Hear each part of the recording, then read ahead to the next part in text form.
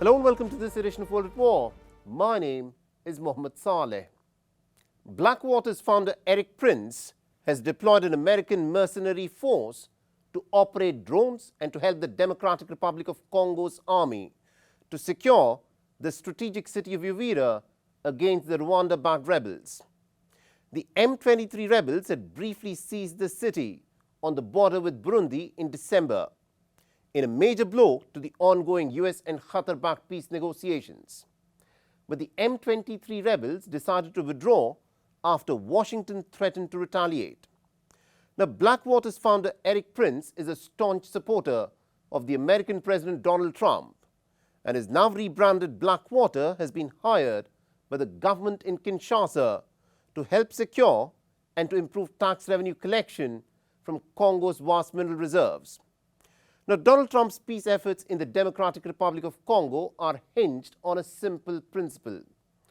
Trump will help Kinshasa defend itself against the M23 rebels in exchange for access to the Democratic Republic of Congo's vast mineral reserves. So how has this impacted the grueling war in the Democratic Republic of Congo? Our next report tells you more.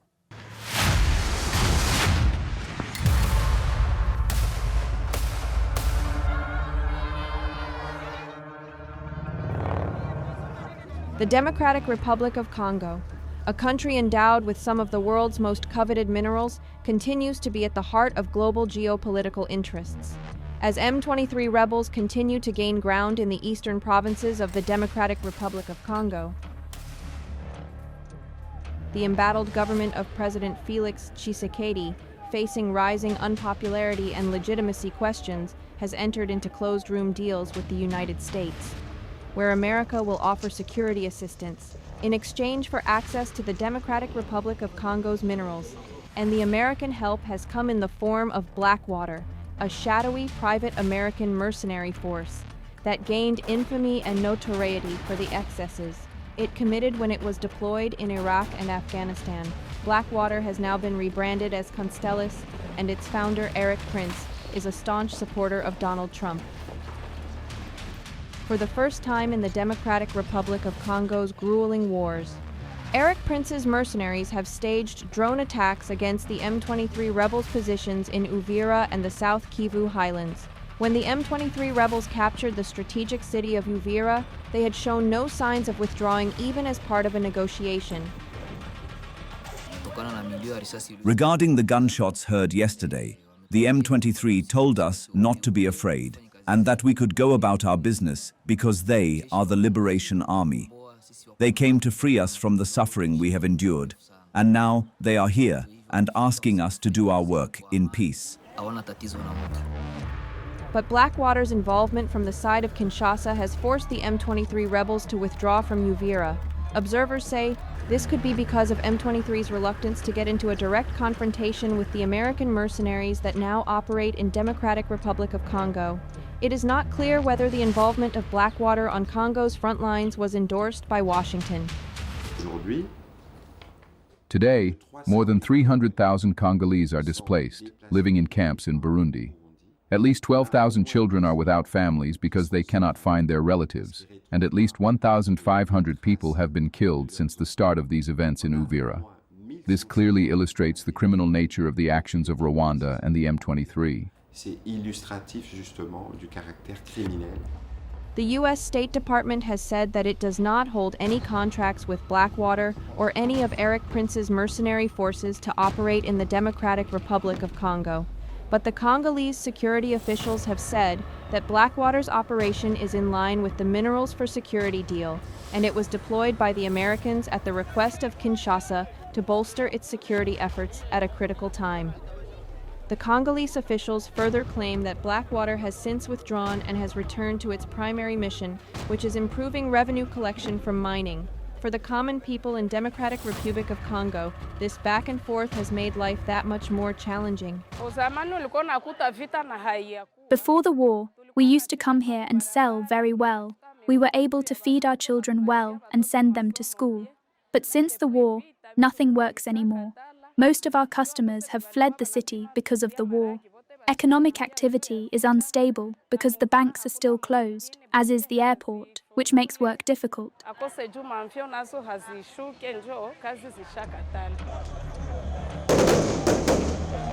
Fighting in the decades-long conflict in the Democratic Republic of Congo flared early last year, with M23 fighters making rapid gains in the east, which is rich in tantalum, gold, lithium, and other minerals.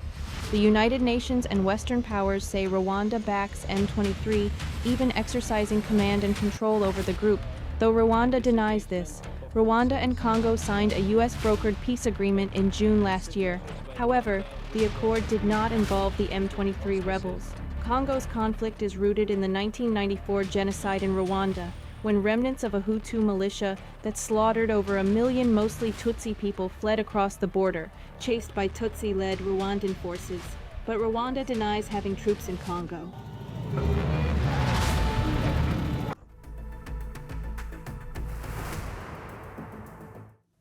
Taiwanese President Lai Ching-te has warned that other countries in the Indo-Pacific region will be China's next targets if Beijing captures the autonomous island.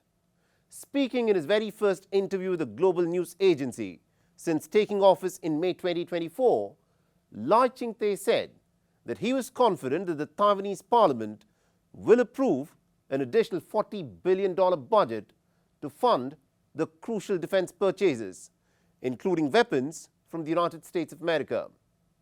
Now, China's President Xi Jinping has warned Washington against selling weapons to Taiwan. But this statement by Lai Ching-te has brought back an idea that was floated more than a decade ago, and that is that China will fight 6 wars in the next 50 years to take back all the territory that it lost in the 19th century, a period which China remembers as its century of humiliation. Our next report tells you more. If Taiwan were to be annexed, the next countries under threat would be Japan, the Philippines, and others in the Indo-Pacific region, with repercussions eventually reaching the Americas and Europe.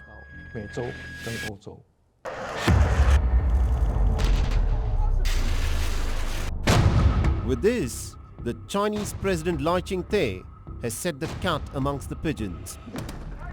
On the one hand, he is trying to rally his legislators to pass a defense budget of $40 billion to purchase more arms from the United States. And on the other, he has invoked the Chinese territorial ambitions in the region. Beijing immediately hit back. Condemning the Taiwanese president as a war instigator, China insisted that Taiwan will be reunited. Lai Ching-te's remarks once again exposed his stubborn pro-independence nature, fully proving that he is a peace disruptor, crisis creator, and war instigator. They fully demonstrate that Taiwan independence is the root cause of instability and chaos in the Taiwan Strait. China's 6 wars in 50 years plan is not a new idea. It was first floated in Wei Wenpo, a Hong Kong-based Chinese state-owned newspaper. Though not official Chinese policy, these 6 wars that are predicted to be fought by China over a span of 50 years seek to undo the territorial losses that China suffered in the 19th century, which China looks back as its century of humiliation. The first war will be fought for the unification of Taiwan. The second war is for the reconquest of the Spratly Islands that is to be fought between 2025 and 2030. The third war is for the conquest of southern Tibet, which will bring China in a direct conflict with India for Arunachal Pradesh between 2035 and 2040. The fourth war is for the reconquest of the Senkaku and Ryukyu Islands from Japan that is to be fought between 2040 and 2045. The fifth war is for the unification of Outer Mongolia to be fought between 2045 and 2050. And the sixth and the final war is to take back the lands lost to Russia, which is to be fought between 2055 and 2060. So the Taiwanese president is sounding the alarm bell. If China is allowed to get its way with Taiwan, he insists Beijing will then train its guns to capture other territories in the Indo-Pacific, sparking half a century of relentless warfare in the Indo-Pacific.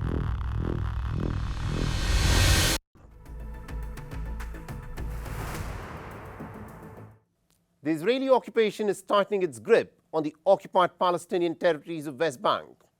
On the 8th of February, Israel's 5-member Security Cabinet approved new steps which would ease settlement expansion and widen its powers in the occupied Palestinian territory. The very next day, the United Nations joined Saudi Arabia and 7 other Muslim-majority nations in condemning the new Israeli measures, saying that they amount to de facto annexation of Palestinian lands. According to the United Nations, just last year alone, a record number of more than 37,000 Palestinians were expelled from their homes due to the record high levels of illegal Israeli settler violence, arson and vandalism of Palestinian homes and resources in occupied West Bank. Our next report gets you more details.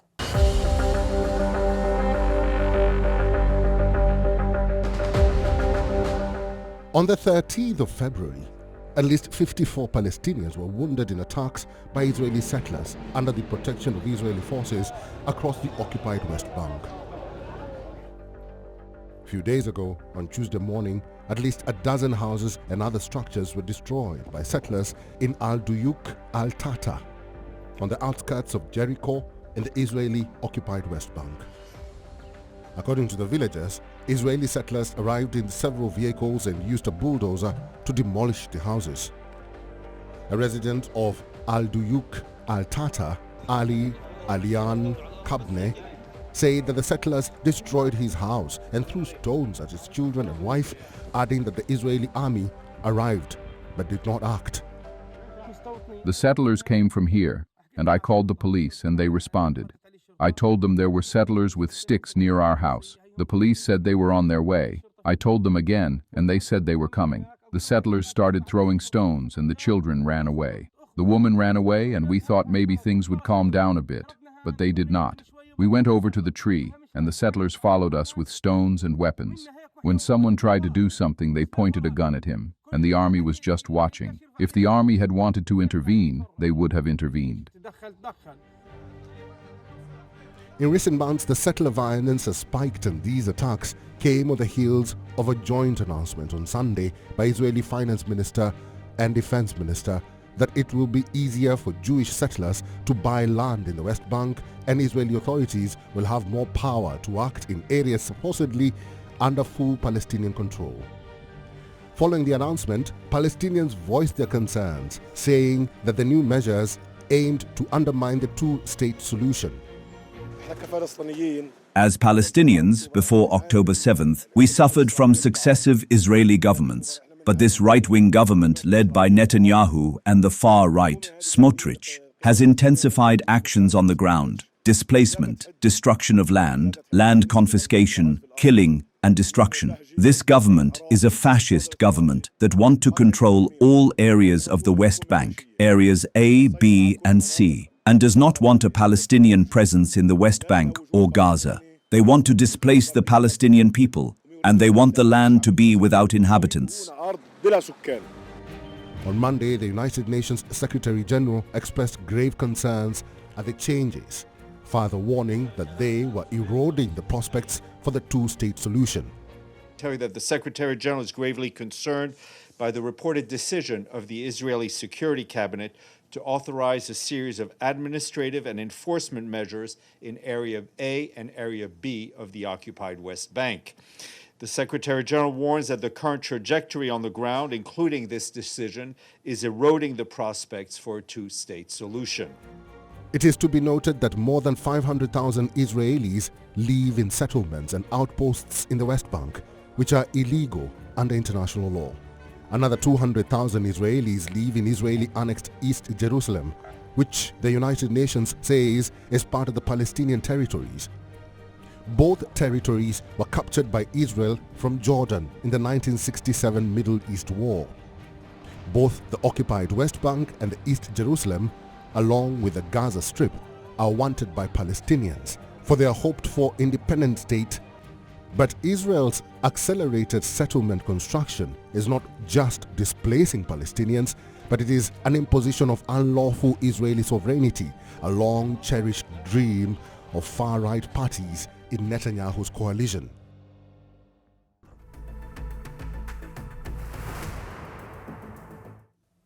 Canada was jolted by one of its worst mass shootings on the 10th of February, in which an 18-year-old transgender woman with a history of mental health issues was shot dead her mother and stepbrother at a residence and then proceeded to kill at least 6 others at the local secondary school, which she had dropped out 4 years ago.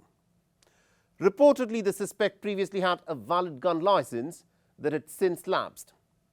The grief-stricken Canadian town of Tumbler Ridge struggled to make sense of this tragedy, which appears all the more unfathomable considering that Canada has got some strict gun laws and school shootings are extremely rare. Our next report tells you more.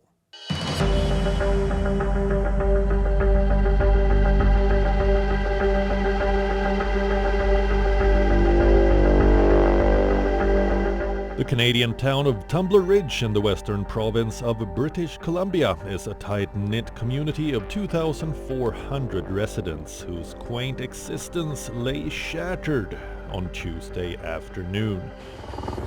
Around 1:30 p.m. local time, police received a report of an active shooter at Tumbler Ridge Secondary School, which has 160 students in grades 7 to 12.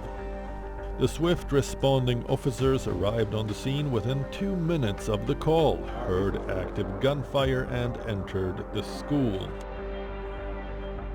By then, the shooting suspect was already deceased from what police say was a self-inflicted gunshot wound. Unfortunately, a 39-year-old female educator, 3 female students, all aged 12, and 2 male students, one aged 12 and the other 13, had all been killed and 25 others wounded by the suspect, in the bloodbath whose motive is yet to be ascertained. This is a devastating and unimaginable tragedy. We can't imagine what the community is going through, but I know it's causing us all to hug our kids a little bit tighter tonight. Police later identified the shooter as 18-year-old Jessie Van Rootselaar, a transgender woman known to police and with a history of mental health issues. Reportedly, before the carnage at the school, she had shot dead her mother and stepbrother at a residence. 2 firearms, a long gun and a modified handgun were found on the scene by the authorities. The next evening, hundreds of mourners gathered in Tumbler Ridge's main square and outside the British Columbia legislature to exchange comfort and moments of silence. It is to be noted that in the small, tough, blue-collar town in the foothills of the Canadian Rockies, nearly everyone has a connection to one of the victims, which made their pain and their anger even more personal. Schools should be safe. Schools should be safe because we are taking care of the new generation, the new mind of this country. Please, help us. In a mark of respect for the deceased, flags will be lowered nationwide to half-staff for 7 days following the tragedy, which is among the deadliest shootings in Canadian history. Compared to the neighboring United States, school shootings remain rare in Canada. I think the last time, the school shooters in Canada, there was one every few years as opposed to one every few days down in the States. And, I used to kind of go, look at Canada, look at who we are. But then, then that one school shooting every 2.5 years happens in your town and things are just go, the rails. The rare tragedy ranks among Canada's deadliest following the 2020 Nova Scotia mass shooting, which claimed 22 lives and led to a ban on many assault weapons. While a close-knit community struggles to wrap its head around this unheard-of cruelty, here's hoping that this profoundly shocking incident is a one-off case, one from which a lesson or two will be learned.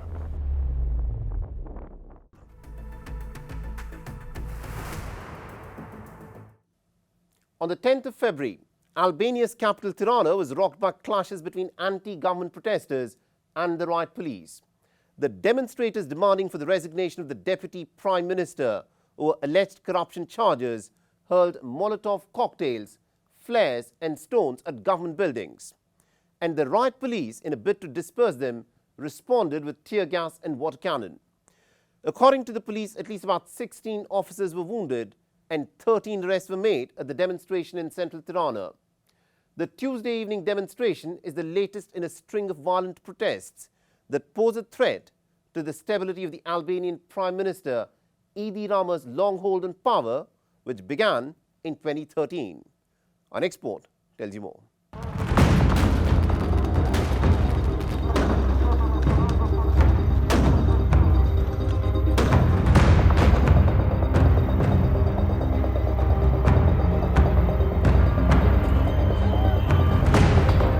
Thousands of Albanians carrying flags and banners and chanting anti-government slogans descended upon the main square in central Tirana on Tuesday evening, demanding the resignation of Albania's government. Anticipating the gravity of the situation, more than 1,300 police officers had been deployed to ensure security, who fired tear gas and water cannons at protesters, throwing Molotov cocktails, flares and stones. Reportedly, government buildings, including the parliament, being guarded by the special police in riot gear, were targeted by protesters. Tuesday's protest was the latest in a series of restive anti-governmental rallies called by opposition leader Salih Berisha, a former prime minister and bitter rival of the current socialist leader Edi Rama, who dubbed the protests as a peaceful uprising at the most critical moment in the last 3 decades in Albanian history. The developments of recent days have brought us together in this square today under the most alarming conditions. Perhaps we have gathered in our peaceful uprising at the most critical moment for Albania in the last 35 years. Since December, political tensions have escalated after a special prosecution unit indicted Rama's deputy, Belinda Baluku, for allegedly interfering in public tenders for major infrastructure projects and favoring certain companies, charges denied by Baluku. At a time when Rama has resisted calls to dismiss her, there have been growing demands that lawmakers lift Baluku's immunity from prosecution, which can only be done in a parliamentary vote.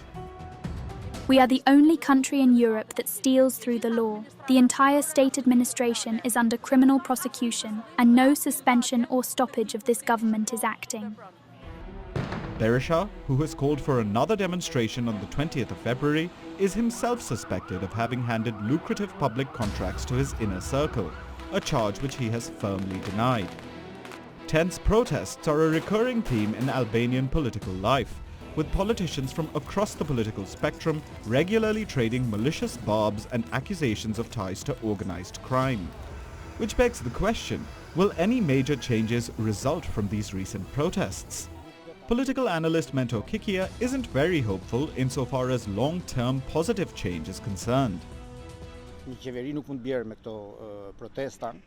Without a doubt, a government cannot fall with these protests because the citizen reaction is lukewarm, because the citizens are distrustful, because they have constantly voted for the lesser evil to remove the greater evil from power. But then, the lesser evil has grown. Today, the perception is that if Rama leaves, Berisha will come. One person left power for corruption, the other must leave power for corruption.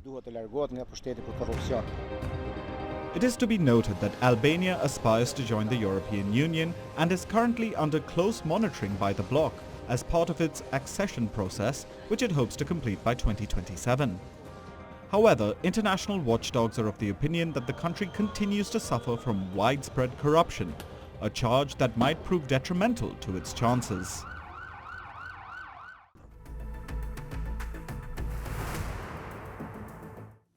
And with that, it's a wrap on this edition of World at War.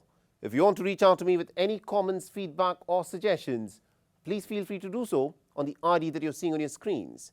I'm your host, Mohammed Saleh, and I'll see you again next week.